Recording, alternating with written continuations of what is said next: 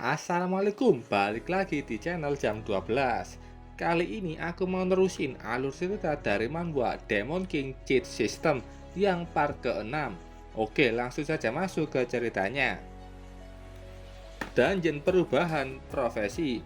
Yanwu melanjutkan aksinya. Dia berada di daerah monster mirip goblin, tapi warnanya merah.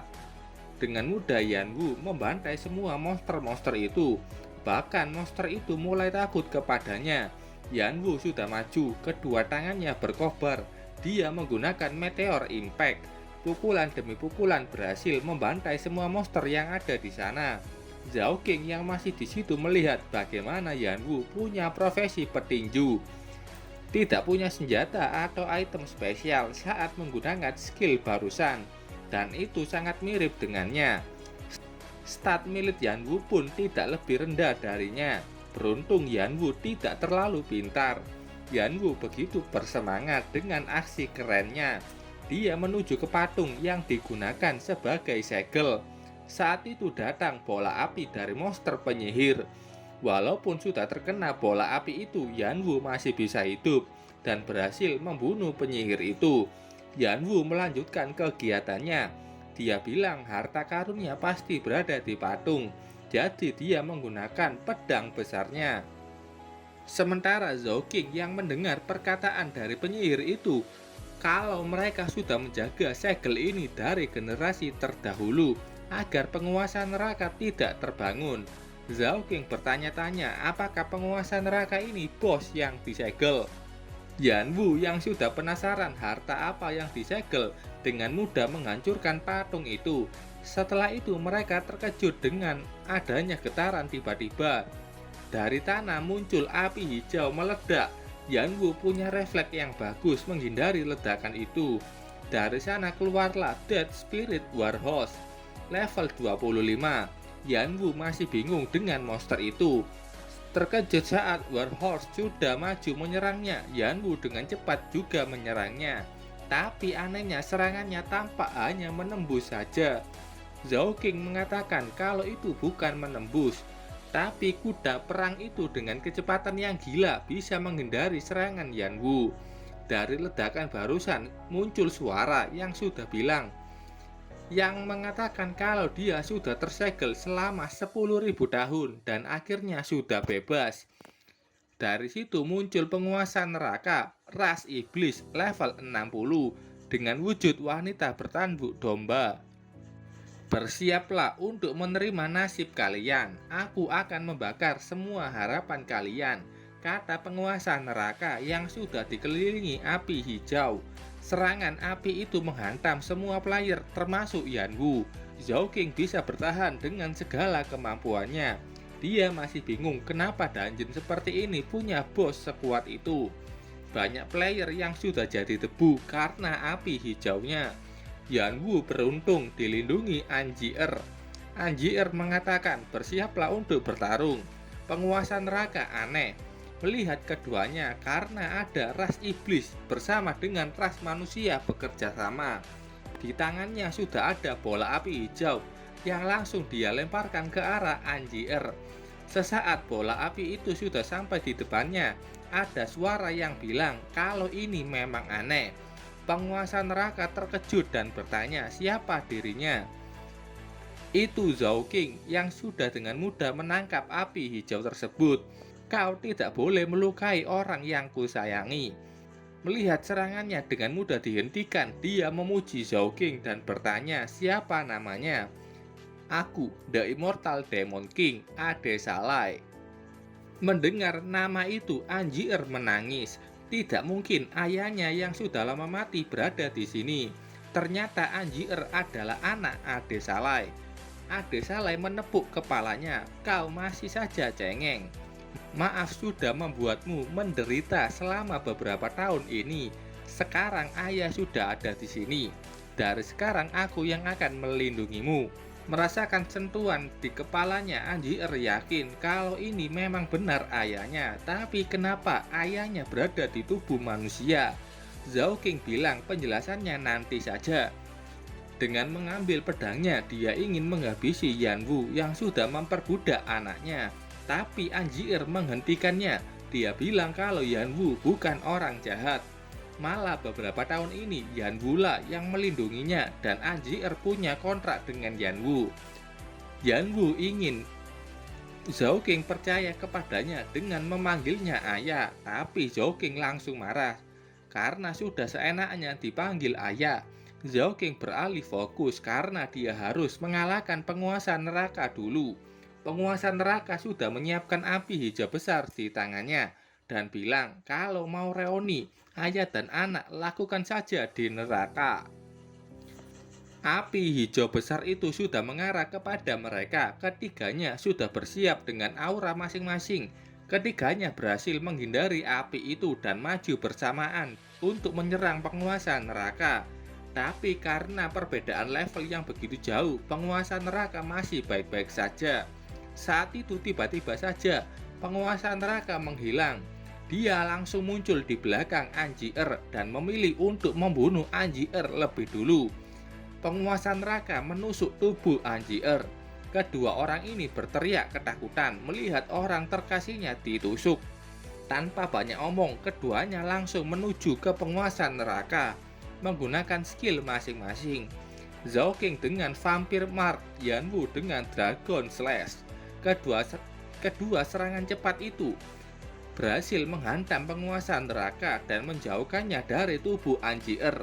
Beruntung Yanwu punya skill penyembuhan Shine Heal yang bisa dengan cepat langsung dia gunakan untuk menyembuhkan Anjier, yang alhamdulillahnya masih bisa diselamatkan. Menerima kedua serangan itu, penguasa neraka tampak tidak terluka dan baginya itu seperti pijatan biasa. Zhao King merasakan perasaan putus asa saat anggota keluarganya disakiti, tapi dia tidak bisa melakukan apapun. Zhao King sangat marah karena sudah diingatkan kejadian buruk. Penguasa neraka hanya bertanya ingatan buruk apakah yang lebih buruk daripada bertemu dengannya. Zhao King begitu marah, dia meningkatkan kekuatannya dan langsung maju ke hadapan penguasa neraka. Bahkan penguasa neraka sampai kaget dengan kecepatan Zhao King. Serangan Zhao King berhasil melukai setengah wajahnya. Zhao King bilang, kau itu penguasa neraka, tapi tidak tahu neraka yang sebenarnya. Biar ku beritahu kau seperti apa neraka yang sebenarnya. Zhao King langsung menyerang secara terus-menerus. Zhao King menggunakan teknik Blood Burst yang akan berakhir dalam 10 detik dan HP-nya hanya tinggal 1. Kalau terkena sekali serangan saja dia sudah mati. Tujuannya untuk memberikan sebanyak-banyaknya damage sebelum selesai 10 detik. Yanwu yang melihat itu sangat kagum dengan kekuatan Zhao King yang membuat monster level 60 tidak bergerak. Serangan demi serangan dilancarkan sama Zhao King. Itu sampai membuat penguasa neraka babak belur, banyak luka parah yang disebabkan Zhao King. Teknik ini memang membuat damage yang dihasilkan penggunanya berganti menjadi XP setelahnya. Saat itu ada api hijau yang menyerang Zhao King. Dia dengan cepat langsung menghindar. Penguasa neraka masih bisa bangkit. Dia sangat marah dengan Zhao King yang membuatnya terluka sampai begini. Tiba-tiba saja dia bertransformasi. Tubuhnya menjadi lebih besar dan tampak lebih iblis. Dia berjumpa akan mencopot semua organ Zhao King. Yanwu sangat tertekan karena tekanan penguasa neraka yang sangat kuat. Majulah kalau kau berani, tantang Zhao King. Bahkan setelah melihat wujud asli penguasa neraka, emosi sudah memuncak. Penguasa neraka langsung menyerang Zhao King. Setelah serangan itu, dia yakin kalau musuhnya itu sudah hangus terbakar. Tapi itu tidak terjadi karena Zhao King masih hidup. Dia bilang kalau punya skill ini, penguasa neraka marah. Bagaimana cara manusia ini bisa menahan serangannya? Di mode kedua, karena kau akan mati, aku akan memberikan sebuah rahasia. Saat kau menyerangku tadi, aku meninggalkan sesuatu di tubuhmu. Itu sebuah kartu skill yang perlu waktu untuk aktif dan baru saja kartu itu aktif. Penguasa neraka tidak percaya dengan semua perkataan Zhao King dan mulai menggunakan mode ketiganya. yang pastinya lebih kuat. Skill aktif Black Hole Trap itu adalah nama skill yang dipasang Zhao-King ke tubuh penguasa neraka. Skill itu sudah aktif, muncul black hole tepat di dada penguasa neraka. Mau mati pun dia terus berteriak. Kalau Zhao-King gitu lebih lemah dari semut. Black hole itu langsung meledakkan tubuh penguasa. Semut, kalau begitu kau lebih lemah dari semut. Zhao-King berhasil mengalahkan penguasa neraka dan mendapatkan 6.000 poin penaklukan. Dan juga membuka misi Demon King tingkat menengah. Selain itu, dia juga mendapatkan item Historical Rank Hellmaster Certificate yang bisa digunakan untuk memperkuat skill tipe api. Zhao-King kaget karena itu bukan cuma ditingkatkan, tapi juga bisa dikembangkan. Dengan ini dia bisa mengembangkan Skeleton Fire. Saat itu datang kelompok Zhang Souyi yang langsung bertanya apakah itu item perubahan profesi. Dengan sombongnya dia menginginkan item itu. Zhang Jingjing yang sangat baik hati bilang kalau Zhao-King itu penyelamatnya. Tapi Shao Yi bilang ini permintaan ayah Jingjing dan harus mendapatkan item itu dengan cara apapun. Zhao-King terdesak karena dia sudah menggunakan kartu asnya barusan. Dan ini akan merepotkan. Shao Yi membawa 2 player level tinggi. Yudi Jian, seorang guardian fighter level 45. Dan juga Liu Fei, boxer level 50. Shao Yi bilang jangan berpikir untuk bisa memakai item itu. Dia mengancam akan membunuh Anji yang paling penting bagi Zhao-King. Mendengar itu Yan Wu sangat marah, bahkan dia seperti tidak dianggap di situ. Shao Yi mengejek mereka yang baginya hanya sebuah sampah. Zhao-King tertawa keras. Kalian ini bodoh atau terlalu percaya diri.